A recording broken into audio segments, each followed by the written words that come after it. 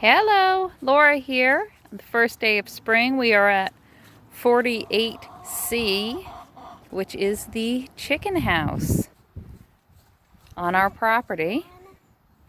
And we're going to check out the way we house our little hens in our village home, in our village yard. Everybody I know does chickens differently. This is how we do it. Right here, this big back door, I'm not going to open it. Am I? I don't know if I want anyone getting out. If there's anybody in here. That opens up. See, we have a little latch down there. And oh, there's some hens that we don't want to get out. I thought my hens were going to be able to walk all over the place when I first got them, but it turns out they always try to go up to the Stewart's gas station. Maybe they want an ice cream cone or a coffee. So I have to keep them locked up. Oh, speaking of animals, there is Luna. It is Luna's birthday today. He's 3? I don't know. We love Luna. He's a sweet pea. So anyway, the chickens, see, we've got some chicken wire underneath. Ariel built this house. Ariel designed this house, and he built it with Aston. In 4th grade, Aston came home to homeschool with us for a little while. And this was something that Aston and Dad worked on, was this chicken house. Now, right close to the chicken house, I keep this compost bin, and when I empty out the chicken poo, we just put it right into the compost pile. The chicken house used to live, hello Izzy, used to live over there, and we would empty it into that compost pile, but our neighbor didn't like our chickens so close to her, so we moved the chickens to the other side of the yard, and it seems to have done the trick. We haven't gotten any complaints since we moved them. Hello, darlings. So here we have asphalt shingles that they put on top. Ariel is a house, builder and repairer. So this chicken coop and his momentary OCD is built to code. A human being could live in it. We have some rubber roofing here over our egg boxes, and it's hinged. So we can just open it, and the chickens will lay their eggs in these 3 boxes. I have to clean out their shavings today or tomorrow or something. Oh, this is our boss. That's Hillary. Yeah. She took over the flock at a very young age.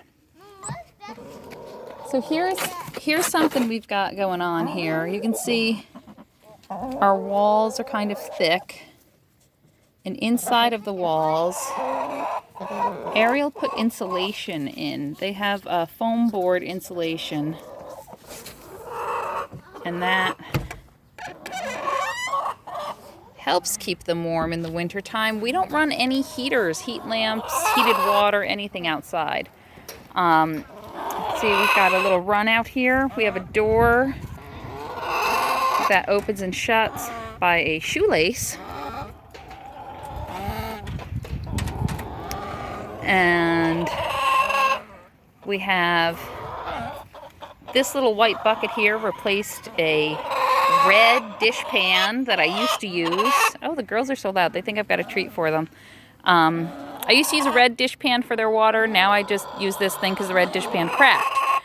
The reason I decided to use an open water container actually proved effective this winter, because this door here, everything was flooded a couple inches deep and frozen solid, and I couldn't open the door. So in the mornings, I was able to take some hot tea water, not tea, just hot water, and I pour it on top of their container, and it melts it down, so they're able to have something to drink during the day. We throw food in here just on the ground for them. I don't use a special feeder. Sometimes we buy some corn or chicken feed specific. Sometimes, all the time, we give them table scraps. I don't worry about what I feed my chickens because, they want to live too. So they take good care to only eat. This is what locks it. That is what locks it. You're right. They take care to only eat what they want to. I read somewhere, you know, that they can't have potatoes or they can't have bell peppers, and I throw all that stuff in. And then they seem to pick through it. They don't eat what they don't want to eat. They know. They don't. You see, there's some oranges in there. They don't eat them. But what they do is step on them and crunch them down, and they make really beautiful soil. Last year, I put my tomato plants, Elisa started them from seed, and I planted some over where the hen house had been, and you've never seen such beautiful tomato plants. They shot up. Oh, there's some in there. They shot up real good because that soil is excellent now. This soil here is going to be excellent. Right next door we have some sap we're collecting. We're making maple syrup. This is our first year doing that. We're enjoying that. Here we've got some boards here underneath. The chickens have to be enclosed not only so that they don't run off to the coffee shop, but so that nothing gets in and eats them.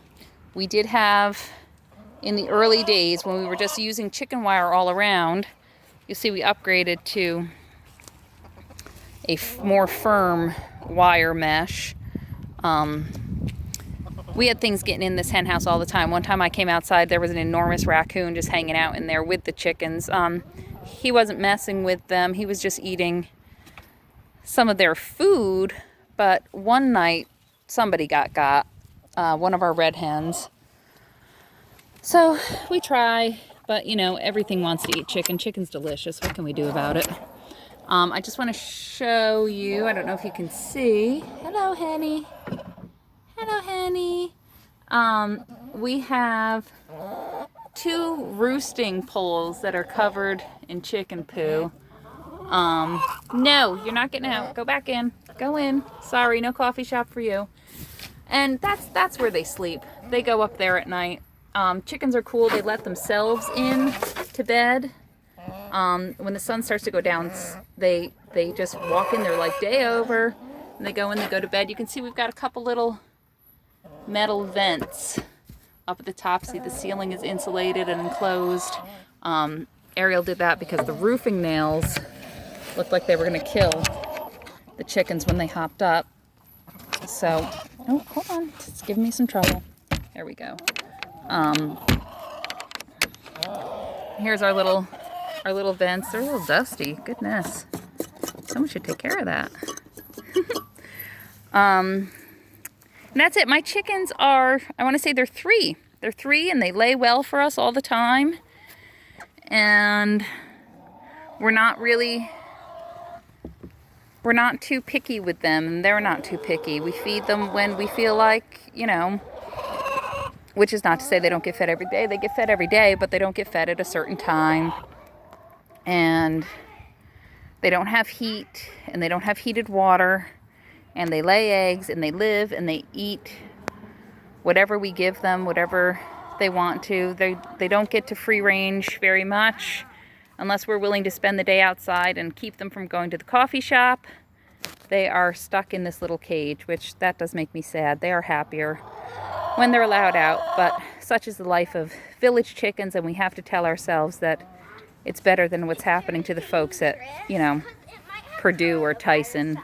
Those chickens probably wish they lived in a sweet setup like this. This house, Ariel spec'd it for twice as many chickens as we're allowed to have in the village. You know, for a while there was a fight in our town as to whether a chicken was a pet or whether a chicken was livestock, and some sweet little 4-H girl went to bat for us, and now we're allowed to keep a couple chickens.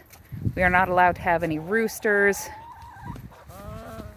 and it makes me happy. I like collecting my own eggs. My kids think that it's fun to have little pet chickens. I think that it's soothing to watch them just pecking around. Sometimes I feel like a chicken constantly grazing. One time a chicken at my mom's house was walking around the yard, and it had some purple frosting stuck to its face. She was just walking around with purple frosting on her face, and I was like, that's it. That's my spirit animal. walking, eating, and a little bit of lavender frosting on my face. So I don't know, I love keeping chickens. I love, you know, we don't have enough chickens for our family. Again, we're not allowed in the village. I read somewhere 2 hens per person. I don't know, that might be excessive. But you can't depend on them always to lay. You know, they should lay 1 a day, but they don't always. Sometimes they take their time. Hi, babes. But it's fun, even just as pets. And that, my dears, is the way we keep chickens. You kids want to say bye-bye? Bye. I thought that this was a video of making sap. Well, Nope, bye. we're not making sap now. Just visiting the chickens.